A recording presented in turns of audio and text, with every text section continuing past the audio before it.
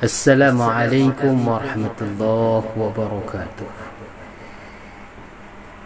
Alhamdulillahilladzi arsala rasulahu bil huda wa dinil haqq. Asyhadu an la ilaha illallahul malikul haqqul mubin wa asyhadu anna sayyidana wa nabiyyana Muhammadin wa ala alihi wa sahbihi ajma'in.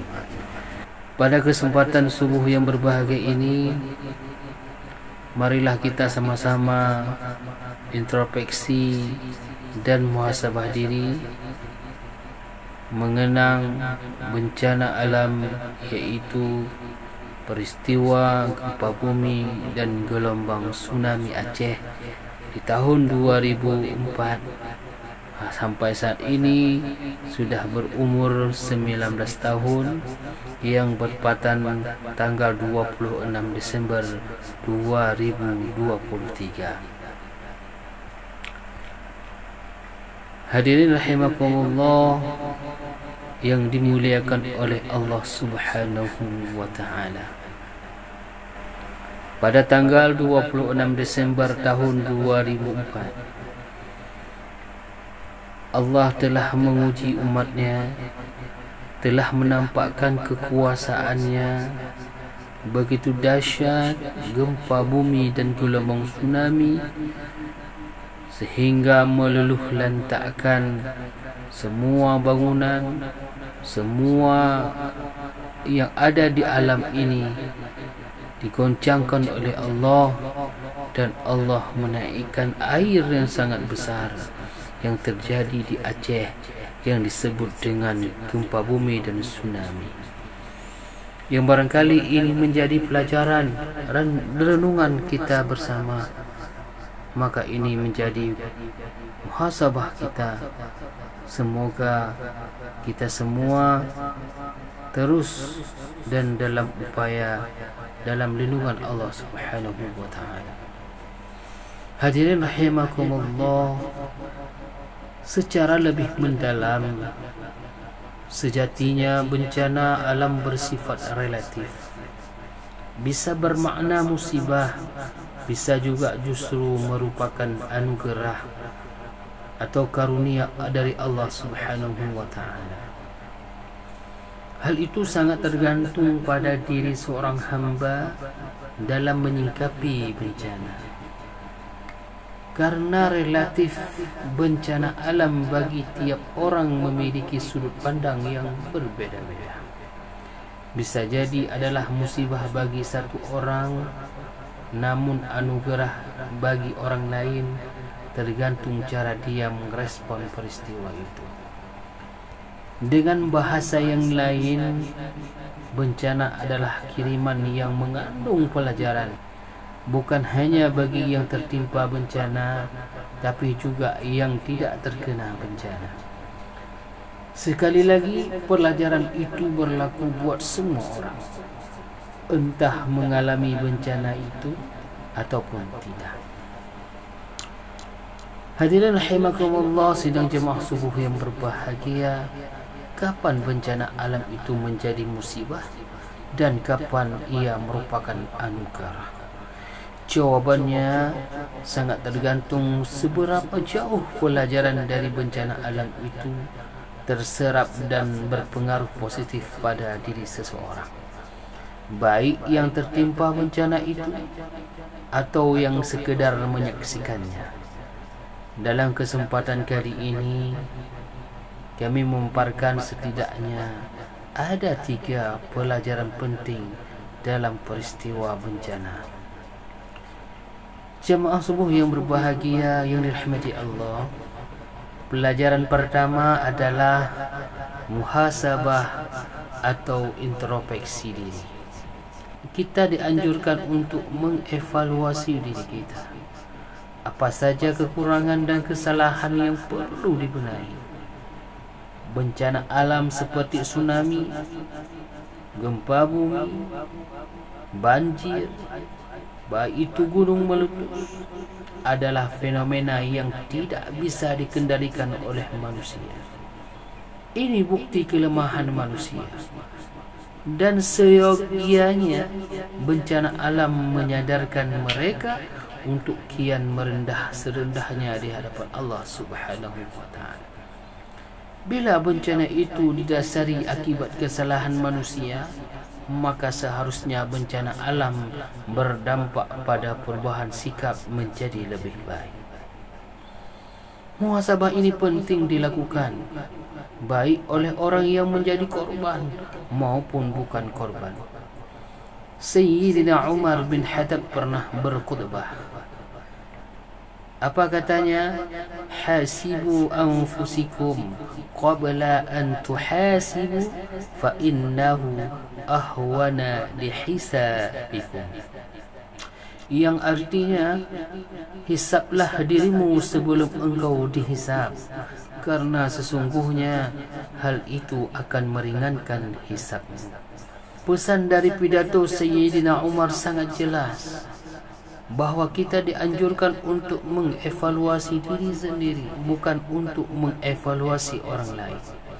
Bagi korban, bencana adalah fase penting memeriksa dosa-dosa sendiri, tidak menghabarkan kepada Allah, pergaulan sosial dan sikap terhadap lingkungan.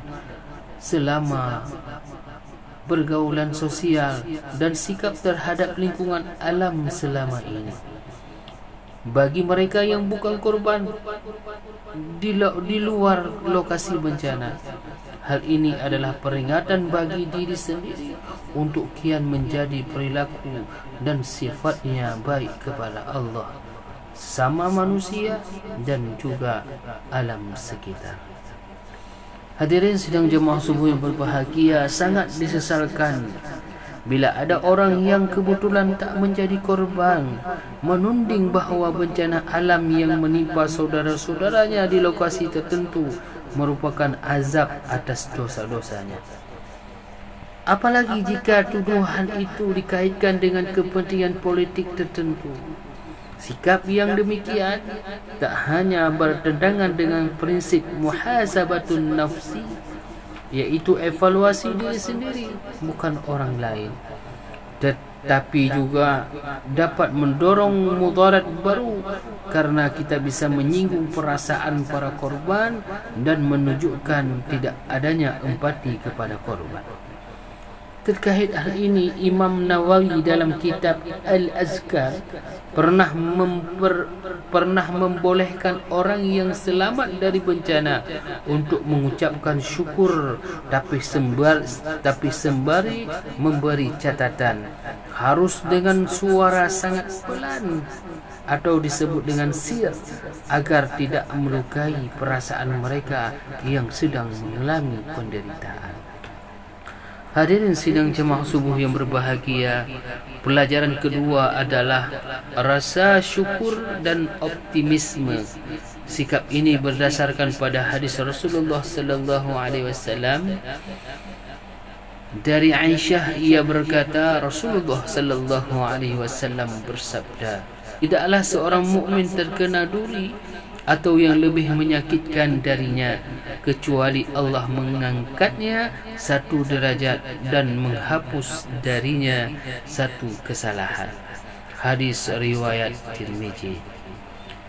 Dalam konteks ini, hadirin bahagia, bersyukur bagi para korban adalah ridha atas bencana yang menimpanya, dan menilai penderitaan saat ini adalah cara Allah melebur dosa-dosanya dan menaikkan kualitas kepribadian. Sebagaimana ujian akhir semester bagi siswa sekolah untuk naik ke semester berikutnya, bencana merupakan ujian bagi para korban untuk bisa mendaki pada derajat yang lebih mulia.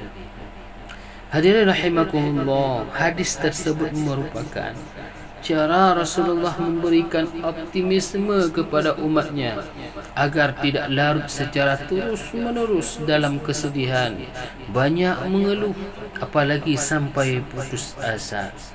Dalam penderitaan kita mesti husnuzan, berprasangka baik bahawa ada maksud khusus dari Allah untuk meningkatkan mutu diri kita, baik dalam ibadah, menghamba kepada Allah maupun muamalah hubungan sosial. Hadirin rahimakumullah, bagi mereka yang tidak terdampak bencana, syukur dalam konteks ini mengacu pada karunia keamanan dari Allah kepada dirinya, sehingga tidak hanya bisa muhasabah atas peristiwa yang disaksikannya, tapi juga bisa beribadah dalam situasi yang lebih nyaman dibanding saudara-saudaranya yang tertimpa musibah. Mereka juga harus belajar dari kesalahan dan optimis menatap perjalanan ke depan. Hadirin sidang jemaah subuh yang berbahagia, pelajaran yang ketiga adalah tentang ladang amal ibadah pasca bencana. Jika bencana adalah ujian kenaikan derajat, maka kenaikan tersebut hanya terjadi bila yang bersangkutan benar-benar lulus dari ujian. Bencana alam merupakan wasilah bagi para korban yang isinya menuntut manusia untuk sabar, untuk ikhtiar, untuk tawakal dan semakin mendekatkan diri kepada Allah Subhanahu wa taala. Hadirin rahimakumullah, sesungguhnya kita semua adalah milik Allah dan sungguh kepadanya lah kita kembali. Kualitas kepribadian mereka sebagai hamba meningkat manakala materi ujian dapat dilalui dengan baik dan benar. Bagi mereka yang tidak menjadi korban bencana alam adalah ujian untuk menunjukkan kepedulian kemanusiaan atas mereka yang sedang tertimpa kesulitan. Pertolongan berupa tenaga, pikiran, dana, harta benda, makanan, doa dan lain sebagainya penting disalurkan. Syukur atas keselamatan diri kita dari bencana bisa ditunjukkan dengan kesedihan berbagi kepada mereka yang membutuhkan uluran tangan. Bisa dengan menjadi relawan, donatur bantuan atau keterlibatan lainnya yang dapat meringankan beban para korban. Allah akan menolong seorang hamba selama hamba tersebut menolong saudaranya. Hadis riwayat Muslim. Hadirin rahimakumullah, apabila kita mendengar kata hikmah di balik bencana, maka itu artinya terkait dengan sikap-sikap bijak kita dalam menyikapi bencana.